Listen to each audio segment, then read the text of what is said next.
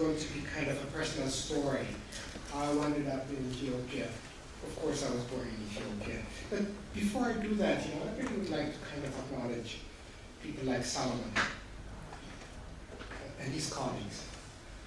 For years and years, Solomon had a popular column at a newspaper where he wrote about educational materials, schizophrenia, depression and so forth. You turn around, he's on TV. You turn around, he's a clinician. He's at a private practice that have referred a number of patients. You turn around, he's calling me and asking me, where can I find the minister?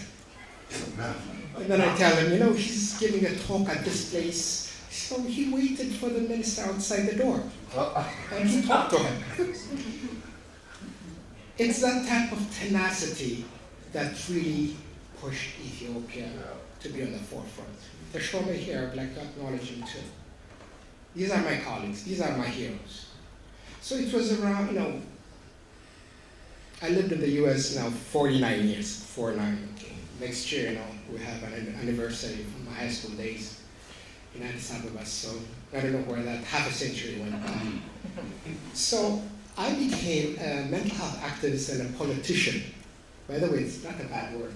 A politician in Washington, D.C., when the Commissioner of Mental Health was a good friend of mine, and he said, we need to set up an international mental health, outpatient service, because it was costing us a lot to have Hispanics, Ethiopians, Nigerians. Washington, D.C. is Washington, D.C., it's an international hub.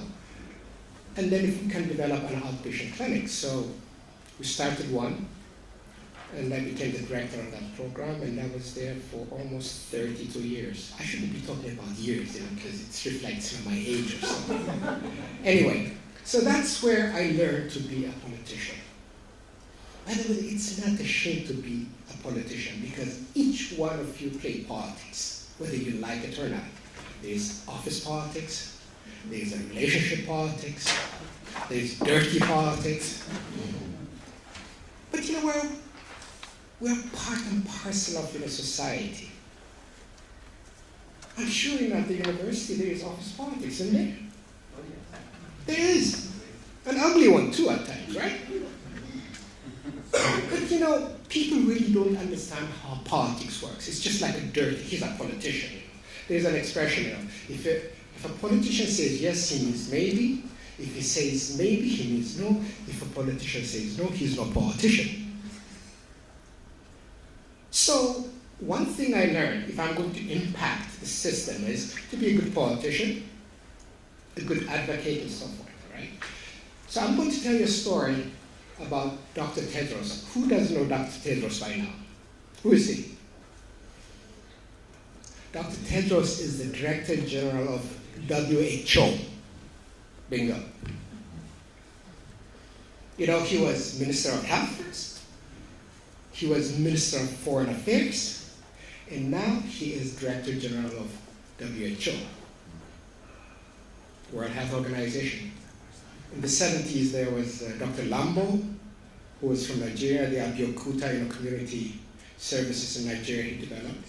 And he's the first African Director General of WHO. And I was quite involved with his running as the Director General. It was, there's a lot of politics involved, whether you believe it or not. And that's the way it is. So even in mental health, if you don't understand how the Ministry of Health and other government sectors work, you're not going to go too far. How many times do I get from academics to come to the Ministry of Health, to our office of the minister, and ask for a support letter? Many, many times. What about if they need to get something through customs? They have to come to us. What about institutionalizing budget? Do you think you're going to find it at the university? Hell no. The government purse has got a lot to do with how programs run. So when you look at HIV, they've got fantastic politicians and advocacy groups. TB, the same thing. In other diseases. But I don't believe in mental health We have served ourselves very well by playing good politics, positive politics. Whether we are like it or not, if we're going to promote mental health, we have to be good politicians. So I'm going to tell you a story of what happened. How can we start? Page down or page up? Yeah, that's what they do. It's not going down. The space bar. Big space bar. Space? Yeah. Ah, there you go. So it was in 2017, in October, when it was World Mental Health Day. I talked with Dr. Tedros, and then I wrote an endorsement endorsing him as the Director General. And the title of it's still on their website. It's called I Walk the Walk with Dr. Tedros, Developing Ethiopia's Mental Health Strategy. This was an endorsement. It's still on his Facebook. So it was in December 2010. I was inspired by Dr. Tedros. He used to come to Washington, D.C. a lot. And then we became friends. And he said, and I was working for the District of Columbia Department of Mental Health, I'm director of the Multicultural Services Division. And he said that, look, Ethiopia has grown at 10% GDP per year. It's quite a rapid increase. And in this accelerated economic and social development, we can frame mental health that we have to have physically able, good mentally healthy population in order to succeed in achievement of economic and social development. So we can frame it as such. But guess what he said? You have to come back. You have to come back to Ethiopia and nudge on a daily basis. That's when I outreach to you, and you sent me the draft of the Liberian mental health policy that you're working on through Greg Fisher and stuff like 10 years ago. Can you imagine? So what he said to me was, Ethiopia has got one policy, a health policy, and the rest are strategy for HIV/AIDS, mental health, and so forth. And that strategy has to fit into that policy. So he said, your mandate is to support the development of a strategy to integrate mental health into existing health delivery platforms. In other words, don't create silos. We need some tertiary care, but it has to be integrated and be part and parcel of the already existing delivery platform. In other words, leverage what we have, especially at the primary health care. If you notice what Dr. Tedros is doing at WHO now is he's talking about universal health care. That's his main theme. That's how he got elected, I remember, campaigning for him. It's universal health care. So it didn't change that much from what he was doing in Ethiopia. And I'll talk about it a little bit later on. So in terms of structure, in Ethiopia's health governance structure, you've got the national, regional, health center, and post, and in the client below. And, you have to understand how the system is governed, how the power of the minister, where it lies, and the regional health bureaus, the health centers, and so forth.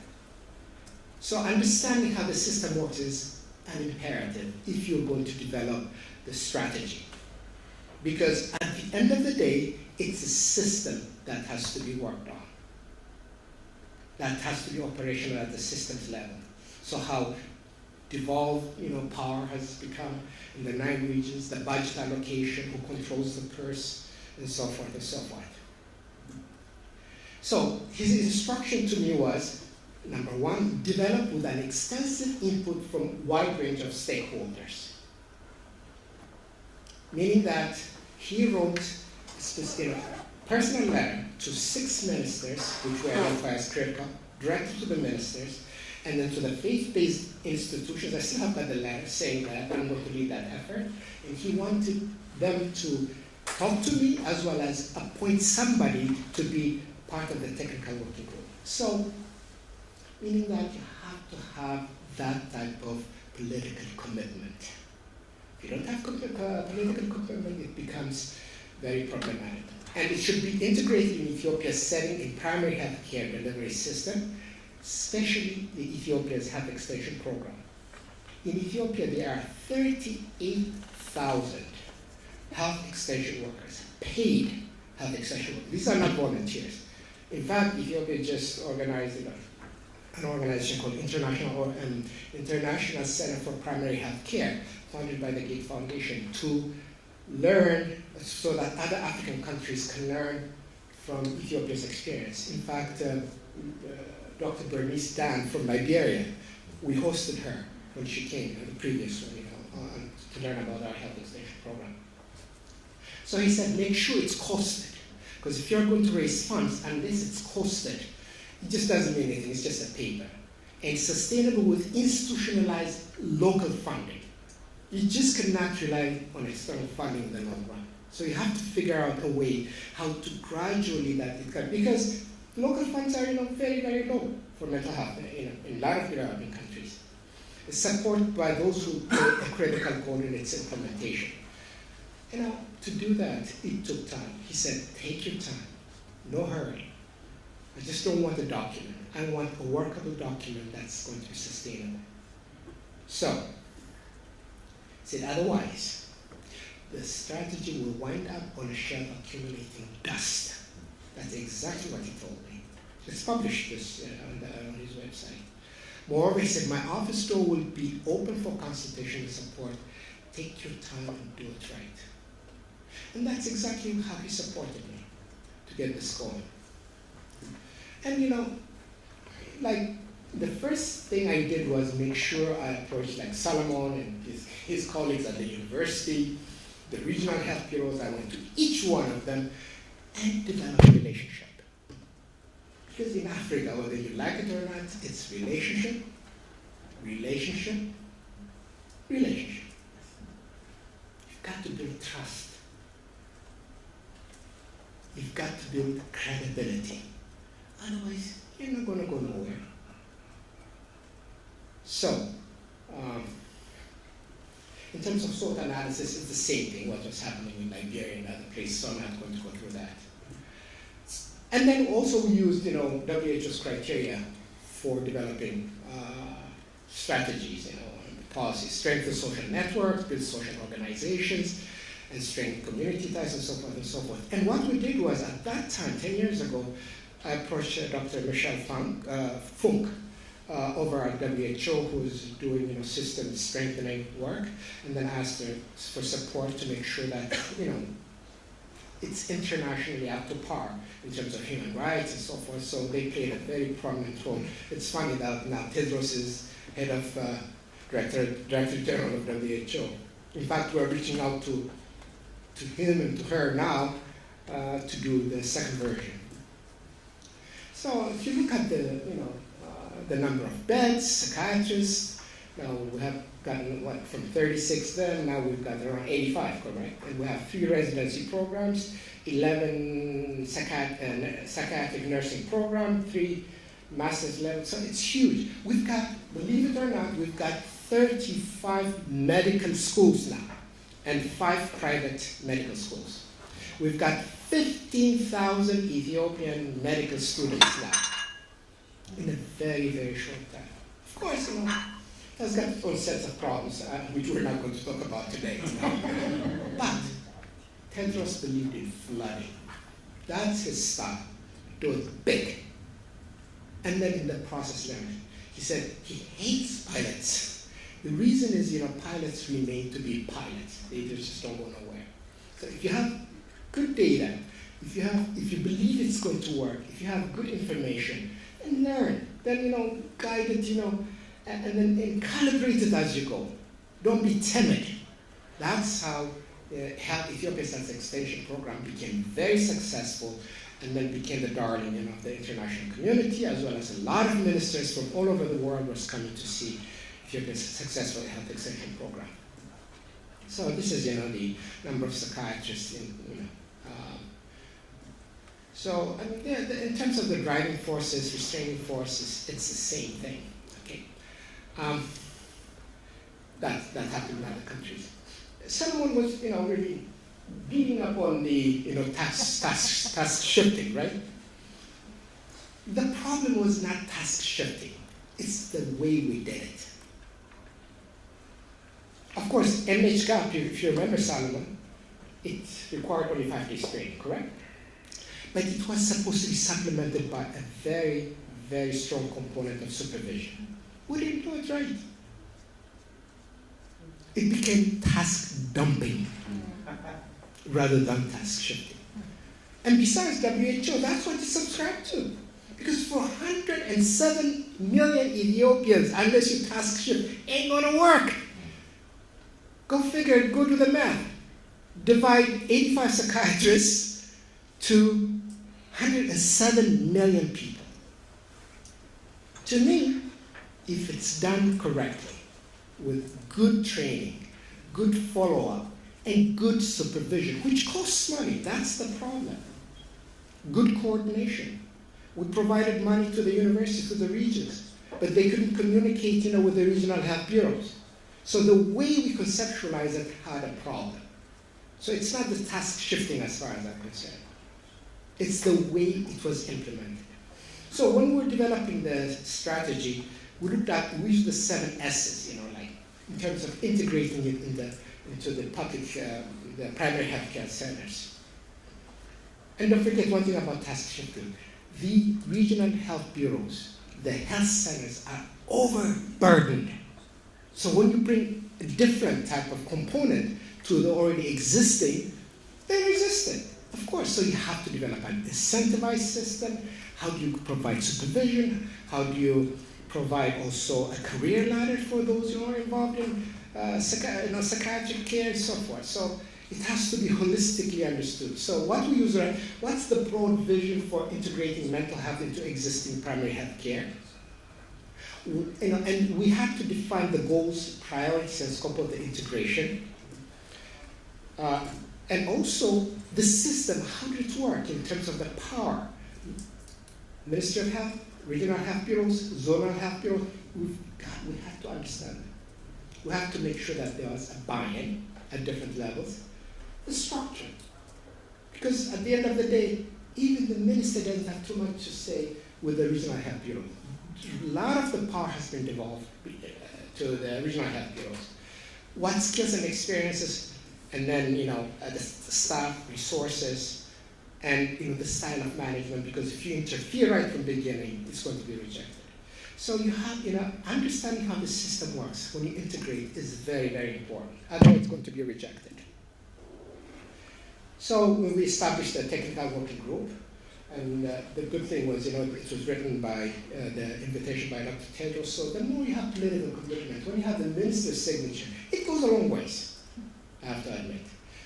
And now, in the last 9 years, I'm still serving 3 ministers now. You'd be surprised how many stuff goes through their table. Do you think mental health is the only issue that they have to deal with on a daily basis? I write their speeches, I do the international correspondence. It's tremendous. Mental health is just a blip on the radar. Just a blip. So what does that mean? It means we have to be smart to make sure, like my friend from Liberia's presentation, when he had to inform the deputy minister on her way to the airport to say, this is what you should put and so forth. So we have to be just not working hard. We have to be smart in terms of influencing the leadership, the decision makers. We just there is a little bit of sense of arrogance in academia and others, well, the minister has to understand about the issue of mental health. You would be surprised how many things, and then besides, a lot of the funding comes from USAID, Global Fund, and so on. It's earmarked, right? It's earmarked. So even in terms of the health management information system, people talk about not enough data has been collected at the regional level and so forth using the HMIS system. A lot of the time the ministries collect data because it's things that they have to report to, right? And for mental health, who requests that type of information? But for decision making, you need it. So you have to understand how decisions are made in order to collect what data and to reject some data. It's politics, inside politics. So there has to, my advice is, as mental health practitioners, as mental health professionals, it's not a shame to be good politician. Yeah. Be a good one. Because that's the only way you're going to influence the system. Okay, so let me accelerate. So again, what Dr. Tedros told me was without a buy-in and ownership by the community and stakeholders, even if the strategy is elegant, implementation will be impossible. He is right. He knew how to deal with the stakeholders. Don't think he became Director General for no reason, coming from Africa. So, I'll just pass by this. These are the different components of the mental health strategy, what we done. And then what we did was we didn't make it elaborate. We selected 1, 2, 3, 4, 5, 6 indicators. So don't make it complex that people cannot be able to follow. We looked at mental health in terms of psychotropic availability of psychotropic medications and so forth. So we made it very realistic, but we costed it. But like Solomon said, it's not only the clozapine, that was bought with so much money and expired. I have stories for you to tell you some other time, how much we did a drug quantification exercises and bought a lot of medication which was on the verge of being expired. In the process, we're going to lose our credibility. That Solomon said, here it is the money. We bought exactly what you wanted us to buy. So why should we spend more money? Because this money could. So you've got to understand, in terms of drug quantification, projection of how much drug you're going to use and so forth and so on. And it's so hard to have been involved in that process for a long time. So lastly, what are the lessons learned? First of all, in terms of integrating the mental health into the overall public health, the primary health care, it's overburdened. So you have to be extremely careful and understand how the system works. Be realistic, because one thing we did was we rapidly scaled into 200, I believe, health centers, right? So the training was just massive. We're using MHGAP. Guess what?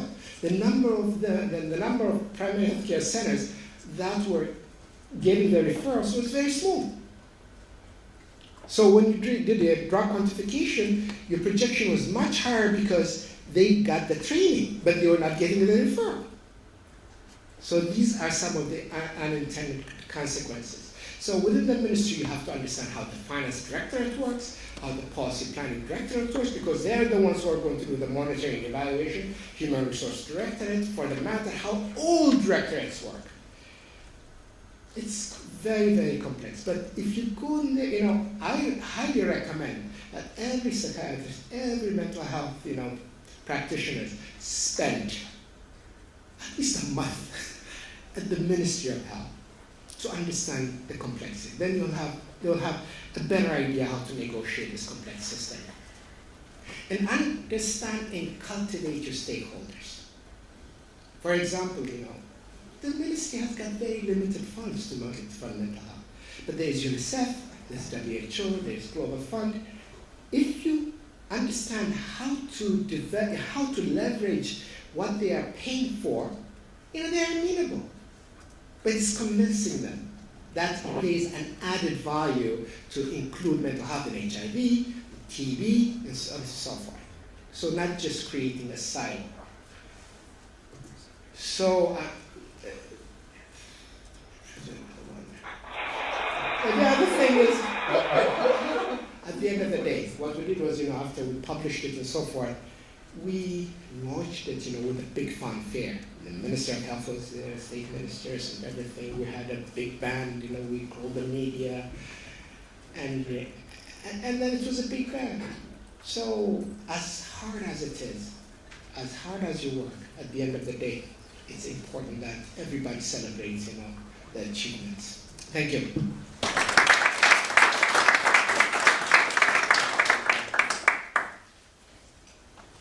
Thank you, Tendla. Any questions for Tendla?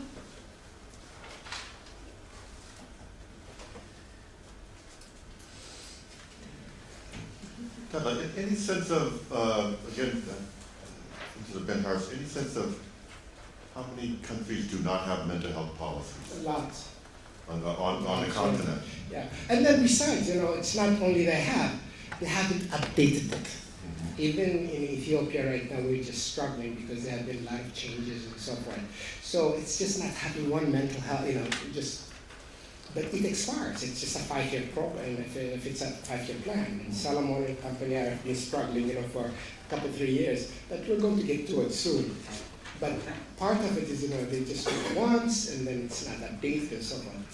So, and then also, when you develop that policy, it has to be tied to the country's growth and transformation policy, as well as for example, in Ethiopia, there's health sector transformation plan.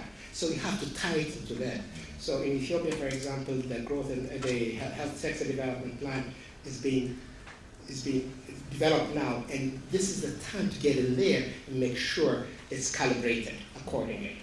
So it's not the development, it's also keeping up to date.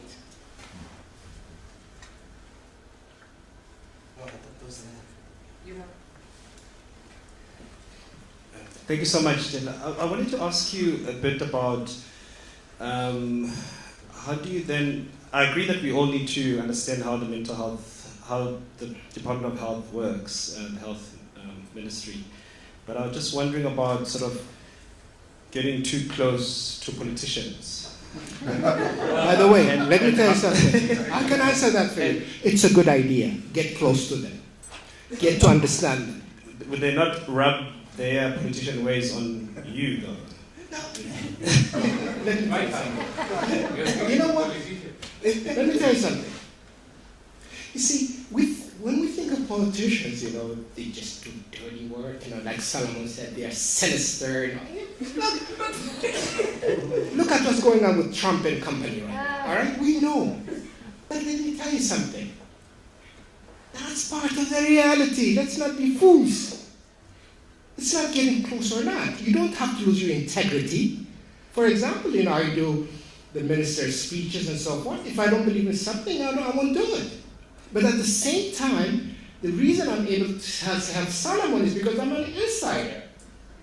You see, you know what it takes to see the minister? Are you kidding? So there is nothing wrong with friends.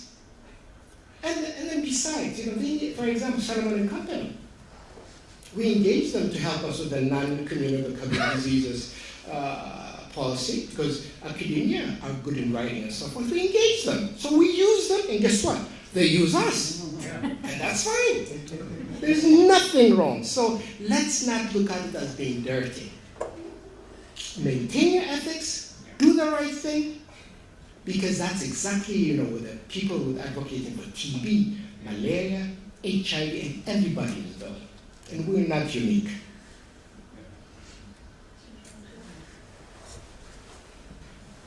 Thank you very much for a very clear and very erudite presentation. This is, you can't say this enough, that you operate within the context of your own country. And if in your country the politicians are dirty, you have to use the dirty politicians in order to get things done the way you want. And many of us have a fear that it will rub off on us. If we are bad people to begin with, then you need therapy. It will show up. If you're a good person, then I do not think that it will rub off. Look, the assumption as politicians are bad. You know what I have learned? I've served 3 ministers now, and state ministers. They're not bad people. Honestly speaking, if you get close to them and understand their pressure, if you understand, they are human beings too. They want to accomplish something. They've got a political agenda. When I write a speech for the minister, I look at his agenda. Of course, there's nothing wrong with that. He's got to be re-elected or he's got to be appointed. He has to show, what he did to the prime minister. It's just the way we manage ourselves. I'm not going to compromise my ethics for no one, period. At least not at my age. But it's not going to rub off us, trust me. It's not contagious or anything like that. I agree. But let's understand how the system works.